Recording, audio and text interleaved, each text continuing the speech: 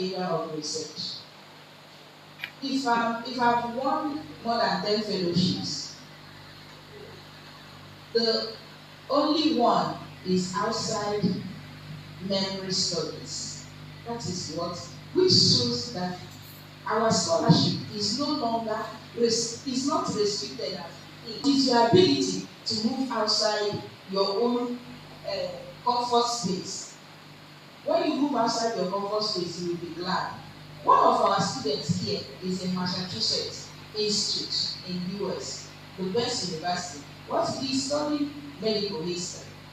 Another one is in Yale, studying film history. Another one is in Cornell, looking at memory. Another one is UC Berkeley, looking at architectural history. When Professor John mentioned about the technology, the first thing that came into my mind is indigenous knowledge system. Because this is what we are going back. This is what everybody in Africa is looking at. How do we go back to indigenous knowledge system? The problem is that it's not that historians have not been able to provide solutions to post-colonial African problems. The problem is that there is a gap between the historian and the policy makers. So that is the major problem we are having in Africa. So if you are in history, you can also study technology, medicine. Okay, Colloquim just published a book. She's our student here. She made a first class. She's in US. What is the book all about? She is a historian of women's health and reproductive health. So even if, like Professor James say, you don't want to be in academic, there is different ways. You can study history from the business aspects. There is a course that I'm seeing in the new curriculum that is no longer in our curriculum today. And that course, I taught it for like 10 days. And that course in Africa, women why that particular course is removed from the curriculum today. Because each time I come to class to teach that particular course, I call it that we are ready to tell her story that is no longer history. Because the problem we have with historicizing, not only in Africa but all over the world, is that history is masculine.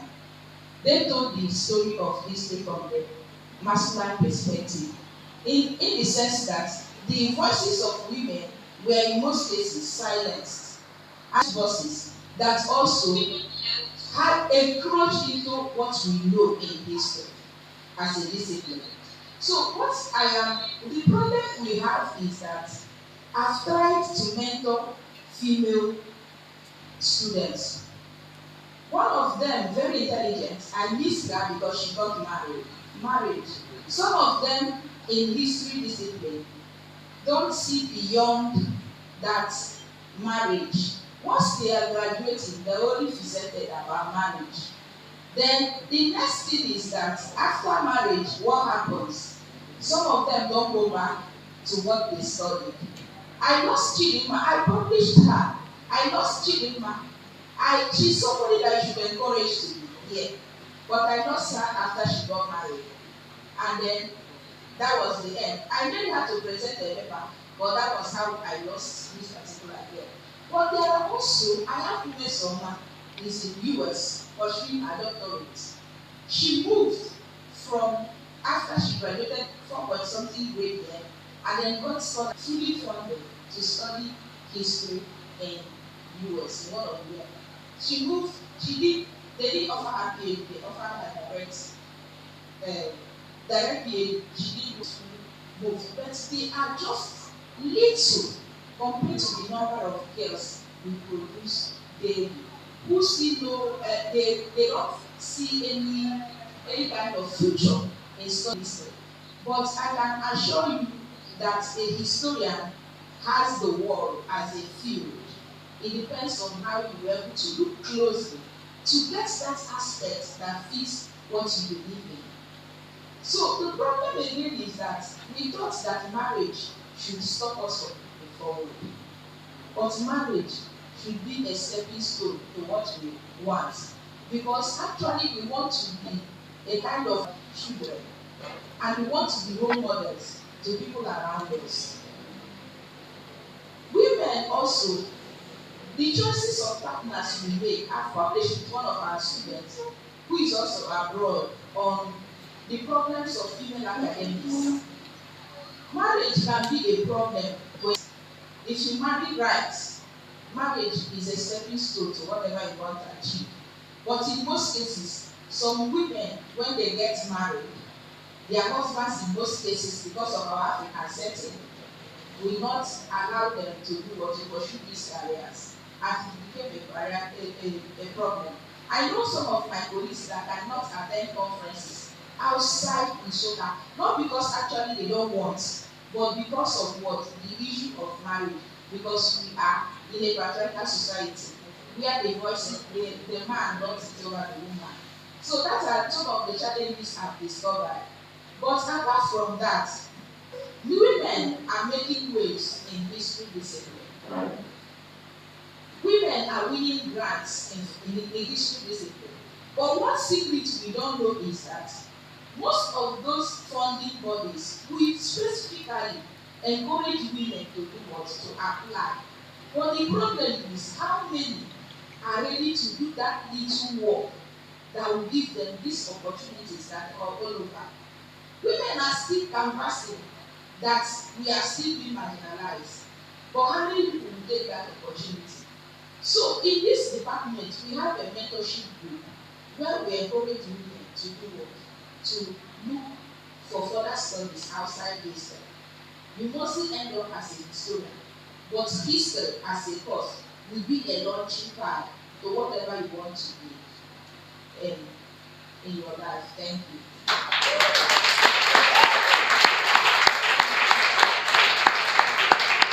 Thank you very much, Doc. You can see her interventions are very powerful. She spoke to a number of issues. I find the point she made about the iron curtain in discipline no longer no longer exists. So quite often our students are not creative enough to navigate new areas. History is a discipline that you can study everything. History is the father of all disciplines. There's nothing that cannot be historicized. I remember when I ventured into legislative history, it was strange to a number of people.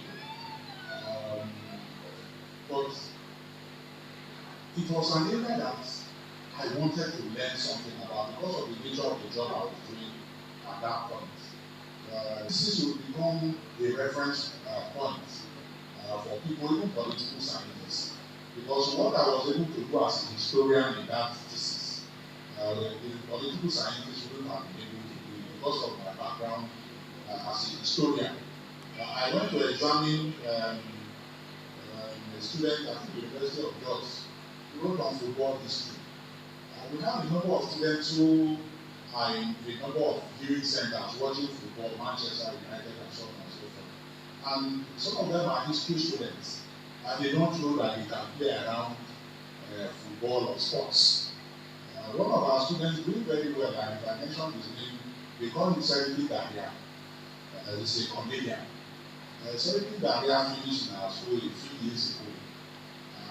And then when he was writing his final year project, I told him that what are you writing? And so I said, you have written on the history of comedy. Since that is your area. I said, no, it didn't occur to him. He didn't know that historian can write comedy. I said, why can you write the history of comedy? He started somewhere in Nigeria. The processes, the trajectory, and so on and so forth. You have made a good read because you even have made it expanded in the letter at the MBA level and possible at PhD. So there is nothing that we cannot do, and that is what Dr. Obiang is talking about. As sort of Dr. Hana also speak to the issue of historical scholarship, his intervention.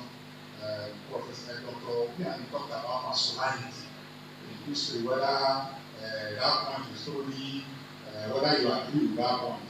History is studied from a masculine perspective. I teach gender, but it's not who asked me to teach gender. When I resumed at the Prince Albert University and started teaching that course for the past 15 years. Somebody said perhaps because all my children are girls. But John really know that when he asked me to teach that course. So you speak with some of these issues. Thank you, sir. I rest on the existing protocol. Fundamentally, my intervention will come in three parts. First, we are talking of the problem of historical scholarship. I would like to first put it. Is the problem based on our understanding of history and you seem to have helped us with our history? Or is it based in the type of traditional knowledge we received from our parents as opposed to the knowledge we received from the West? This question becomes pertinent because history has to do with heritage. We are now faced with different heritage. And because of that challenge, the way we interpret heritage, which is history itself, becomes a problem. Let me be specific. This is Igbo land. If we are breaking kola nut here now, and after the breaking of the kola nut in the traditional way, you say, through our ancestors. Some people say, Holy Ghost fire. Some people have failed to ask the question, why is it that the ancestors are beckoned? Do they have any relationship with the ontological categories that people refer to in Christianity? What is the nexus? So the way we interpret heritage is part of our problem of history. And then in understanding heritage, quite often we tend to lay undue emphasis on the intangible. But we fail to understand that it is on the tangible rather. We place much emphasis on the tangible instead of the intangible. But it is the intangible that will help you to interpret the tangible. Monoshan made a statement, rather, that was his 2006 lecture, Faculty of Arts lecture in ABU Zaria. He says, forget your past and forget your future. We are talking of Africa and development.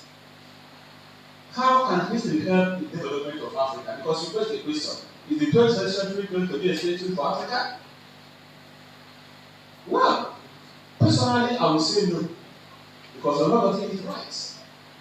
If we are talking of development, what are the indices of measuring development? Whose indices are we using to measure the development? Is it the Western indices of development? Is development in Africa measured by the development of human personnel, capacity building, or is it based on this infrastructure of what the West call infrastructure and scientific innovations? Even if it is these scientific innovations, how did they arrive at that? Industries. One of the first thing a blacksmith does when he goes to his workshop is to do some sacrifice, some ablation, and other one of it. And then, why should we do that? Is it being unnecessarily eccentric? If I could go to the land run, because you say the necessary eccentric of the primitive Africa. So, the way we interrogate our past is our problem. Because, unfortunately, we are talking of development. My boss here will tell us that anybody talking of development without talking of sustenance is wasting his time. That until development becomes autocentric, that's his work. That until development becomes autocentric, you are wasting your time because you are exposing yourself to what it is. In our own case, in Nigeria, look at the way Nigeria has been doing. Yes, leadership, followership, good. But 2027 election is coming now. Have we even taken time as historians to interrogate the manifestos of the political and political parties, including those that are saying they are coming up as coalition? What is the difference between APC and PDP? It's only name. In terms of the ideology, in terms of the philosophy, there's no difference. So that's why some of us call them political nomads. What we have is political nomadism in Nigeria, where the pastor is the flow. So in this case, another challenge, which is very, very dangerous and is hurting us, is the younger generation are not ready to go back to rural. Research on their community. You know what they're saying? No, I don't go to the village. They said, my father said they will kill me. Is that not a major problem? If you claim to you are correct yourself with a certificate of history, yet you cannot even tell your own history, who do you think will do that job? So these are some of the major challenges. And then,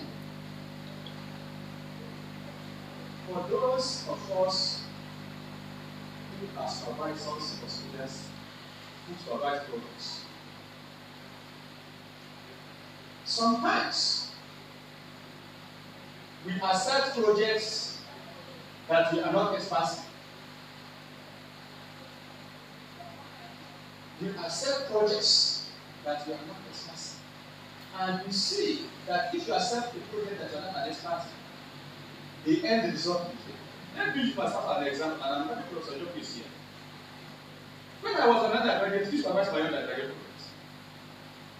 I wrote on administration of justice in my community using the now renowned iron smelting site in Sub-Saharan Africa. I wrote the whole chapters. Told me, I have seen what I will do. Go and write. When I wrote, I put everything. He cancelled everything except chapter 1. And told me, I will not tell you everything you are going to do. Go back to the field. Because this is an area he has exercised from. During his undergraduate days. During the PhD, the iron smelting site there was one of his areas. And the iron smelting site I was researching on, the administration of justice, I was saying, everything about administration of justice was done in that site. That iron smelting site. So he has a very good knowledge of the site. And if a chance he didn't have that knowledge, my work would have come out better. So, and this now, well, for me, as an Africanist, I don't believe in that. It is that when our people, our women, talk of gender discrimination, whose construct are they using? Are they using the construct of we Africans? Or let me not really go so global Africa?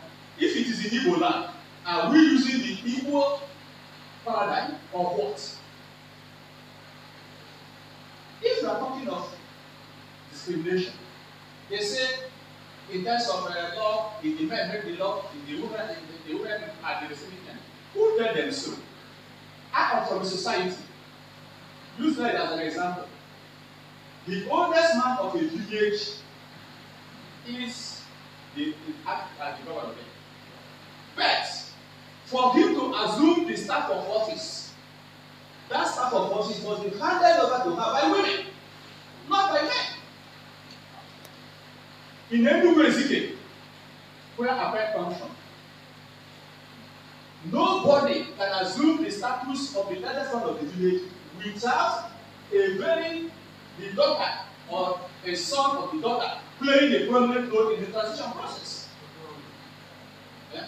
Yes.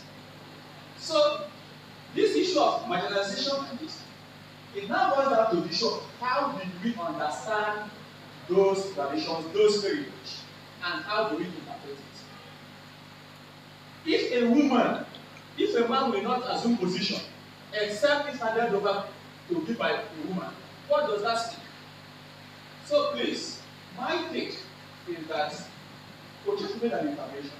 History, those who said history for today, history for tomorrow, then history is gone. I wish to end by putting my master. History is not about obliterating the inconvenient past, but studying that past to see what we can take out of it in the future.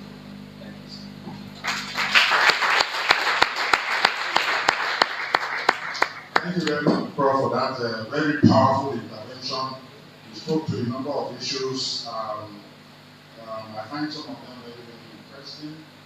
The emphasis on micro history, which has been a problem for all universities. Our children want to write about Nigeria-Cameroon relations. They want to write Nigeria-Ukraine. And then I asked them, can you go to Ukraine and do field work? They say no. So how do you sit down here and write Nigeria-Ukraine? We are not writing about our own local history.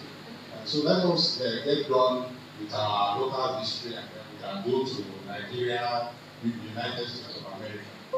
I find this interesting. It will shock us that during our last defense, it has been happening. My department for a long time didn't organize defense for our final year students. And we did last year. It was surprising that about 70% of the students had their projects written for them. And then when you ask them, they will say cyber cafe. You say, can cyber cafe write project? How does cyber cafe write project? Is it that when you take it to the cyber cafe and drop it, then you write the project for you? And then something is happening. Unfortunately, this whole talk about AI can hardly happen in history because of the nature of our discipline. So you cannot go and put a topic in AI and expect that AI will do the field work, do the field work for you, and it is not possible. You can do it in other disciplines, but for us in history, it's unfortunate. I tell our students that it's unfortunate. You just cannot. So we need to be more careful, as students especially, that we try to be consistent, respect what our supervisors, our teachers tell us. That takes me to Chidima. Ms. Chidima is the youngest panelist here, is our student. Round of applause for her.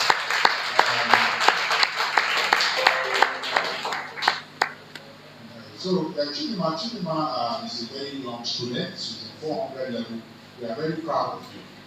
Chidima is going to tell us, when Dr. Obiang was talking, she made the point that for a group of students that are coming to the discipline, if you ask them to study history, what she has learned so far, how she's a Gen Z, are your teachers leveraging on ICT, for instance, to teach you history? And what is it that you think we are not doing enough as your teachers to listen to the words of our parents and families? Thank you, sir. Thank you, sir. Thank my lecturers. Good afternoon, everybody. I'm Chidima. I wonder your discipline are sometimes boring. And sometimes it's boring when you don't understand what this person is talking about, what the person is misbehaving in the whole event. So, studying history, and we are in the 21st century.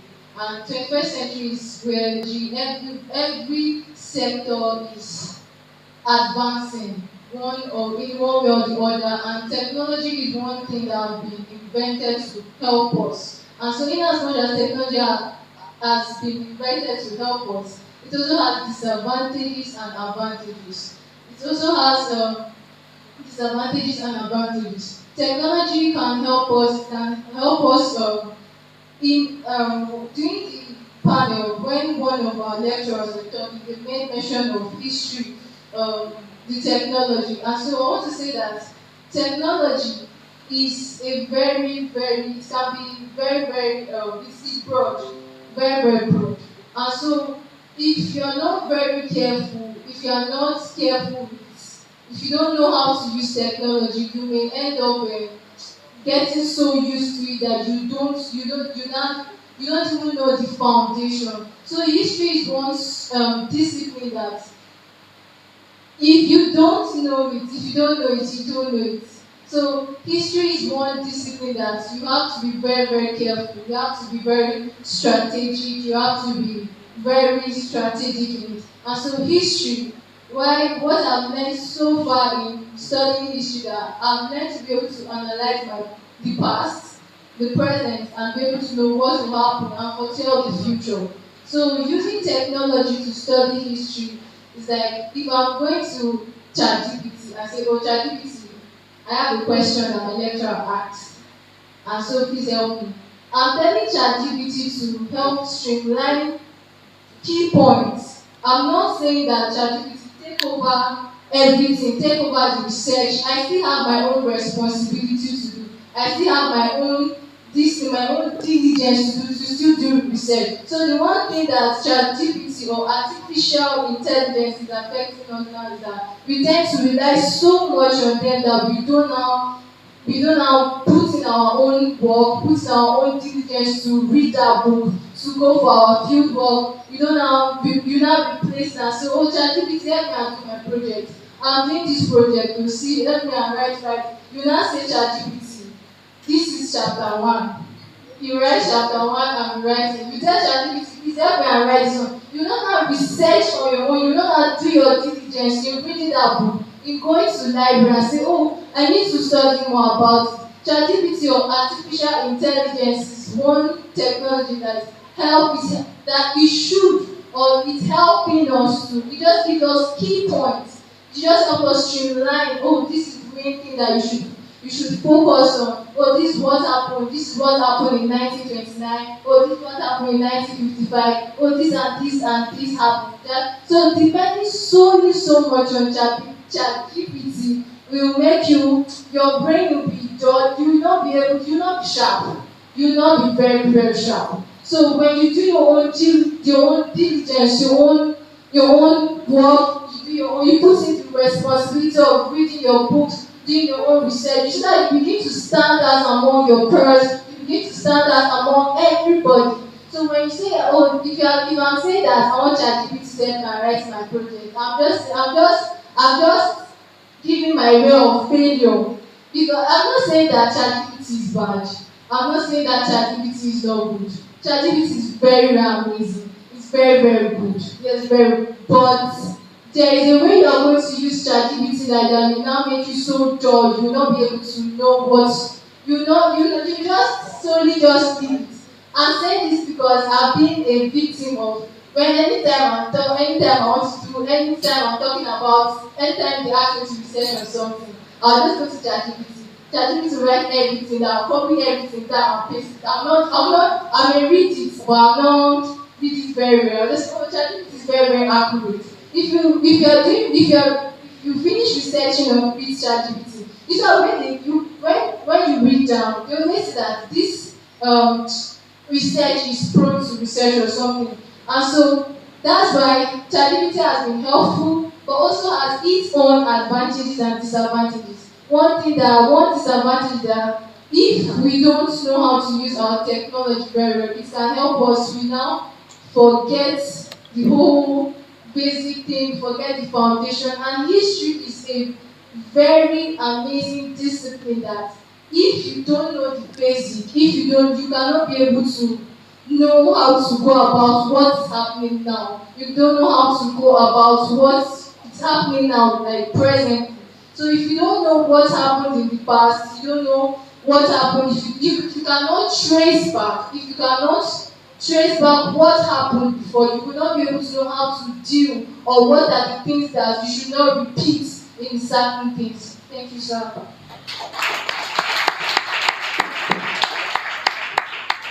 Thank you very much, Chidinma. She's spoken extensively on technology, particularly AI. And many of you, I was talking about our local history. Go and ask ChatGPT whether I can tell you about your great grandparents. You can ChatGPT can. There are so many questions. Sometimes I sit down and say, let me ask ChatGPT this question. I ask it, there will be no answer. So we need, like she rightly said, we can leverage technology, but we need to be careful at which we do that. So I'm going to go to the floor and take the interventions on this same issue, historical scholarship in the last 70 years. I noticed that when my panelists were talking, Professor Apata was, made the point about that intersection between heritage and religion. I saw Reverend write it seriously, especially when he made the point that you hear them, the pastors or putting this way, they want to say Holy Ghost fire. I saw Reverend writing. So I know that a number of persons have been taking notes. So I want to take interventions from You can just indicate by raising your hand up if you have any intervention. 70 years of scholarship, issues and challenges. So, Reverend, we take 1, 2, 3. I'm going to take 5 interventions if possible. You have 2 minutes to speak. And please speak to the issues. Don't recognize Portugal. Portugal has already been recognized. Thank you, sir. Okay, I'll try to be very laconic. Dr. Ogosiobiabi was, while she was, talking, I already made some points. I found that she was exactly just, doing, talking about what I've penned down. And quickly, we talked about female. Why are they not interested in? You don't find them in the academic sector, majority of them, and we've not been able to, proffer solution to that challenge. We looked at marriage. For the first time I looked at was marriage. Before she mentioned it, that a lot of people get married, a lot of these young students, they get married and that becomes the end of their academic voyage. So the marriage is a problem. And I also said lack of information, like what she was saying. It was very interesting to know that you can grow in this discipline, you can get grants, you can study this, you can study that. But how many of the students know that if there are no proper information, these people wouldn't want to delve into it? But from what she has said, and with the students who are here, and I think a lot of them want to take in that, it's okay, hence I can go this way, I can go this way. So it's a kind of encouragement. So what I'm trying to say is that one of the solutions should be, there should be constant, orientation. Orientation, that's the word. Orientation for people to know this. Again, she mentioned the gap between policymaker and the researcher. It's a very key point. So what should we do? So thank God that our council member, or the executive member of the Historical Center of Nigeria has tried to link up with the government. I think more emphasis, more effort should be put into it so that the government can recognize the input of research of historians. Once they recognize it and give it more attention, it will become more very attractive. And quickly, I want to also say that lack of appropriate mentorship. Franco also mentioned that there is a group of mentors. I don't know if you have that in history department in here, but perhaps there's a group that tries to encourage women. There should be proper, even our department, we can have it. How many women, women they sit in an era where people try to hold information, they feel if I tell you what I know, you may run with it and be ahead of me. So people tend to want information that will benefit others. I think we should go away from that mindset where people can, open up information, tell people something new, tell them what is on ground, and they can follow suit. Then I want to also respond to what Professor Mata said. When he mentioned, okay, one minute, just let me conclude. One of the benefits of history is that you can actually know where you're coming from. Now, there's something I was researching on how Africa evangelized Europe. We've also believed that the Europeans brought evangelism missionary to Africa. But that's not completely true. The Africans were first that took the gospel to Europe. Well, that's a question for a debate for another day. I just want to say that these issues of women should be deliberately looked into it and looked into. And I want to plead with Dr. Mrs. Obiani. Please, you can set up something in the department so that our women can be carried along.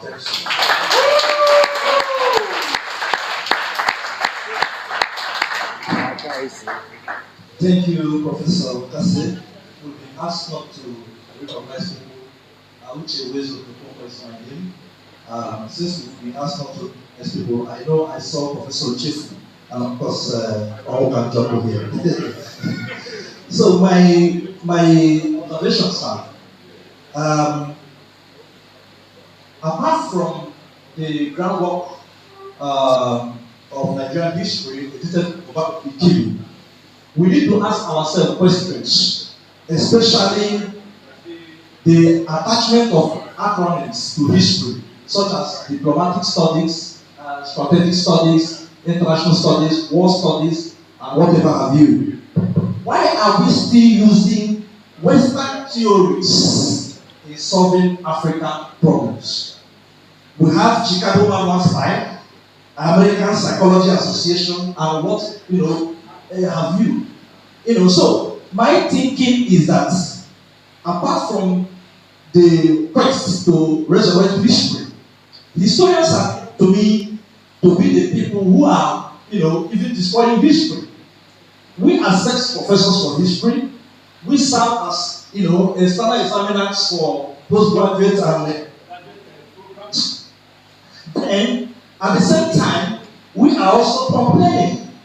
So my thinking, I listen to Professor Abe, there is need for us to establish a difference between decolonization and decoloniality. They are not the same thing. Decolonization and decoloniality. And for my sister, Dr. Mrs. Obia, there is this general romanticization of African women, past, or of this, of that, that kind of thing. Without going to study these women beyond what first oral collection about these women were in the first place. So if you ask me, what we need to do is the localization of globalization. Like if you're talking about going to talk about your microhistory may not make sense. It is not within the ambit of sustainable development goals. That's where the work is right now. So for us, we need to a kind of engage mental armament, that will revisit the pedagogy we use in teaching history in recent times. Thank you.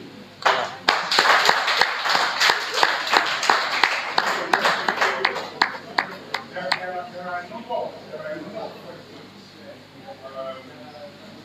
Some of those questions, if there is a question for any panel, you will respond to the question. There are some of the questions that some are observations. For instance, Reverend talked about the need for orientation, constant orientation, and I think we need to make a look at that. There are questions that will require the response of answers. We talk about theories, to respond to historical scholars. I don't know whether you have a copy of the new HSM methodology book. Some of these issues have been addressed therein. And we also talk about the new names for departments, history, diplomatic studies, and so on and so forth. The only thing that is permanent in that, constant in that, we have always believed that the main change was not really meant. As far as we are studying those things within the context of history, it is the department of history, and that is what we have always insisted, that even though it is the department of history and international relations, that international relations is studied within the context of history and development. This is what is key. So let nobody come to the department and say, I studied the international relations and therefore they want to bring, and we are going to go to that for the second round of questions. The department, the discipline, responding, perhaps because of relevance, beginning to buy into social sciences. What do we do to maintain our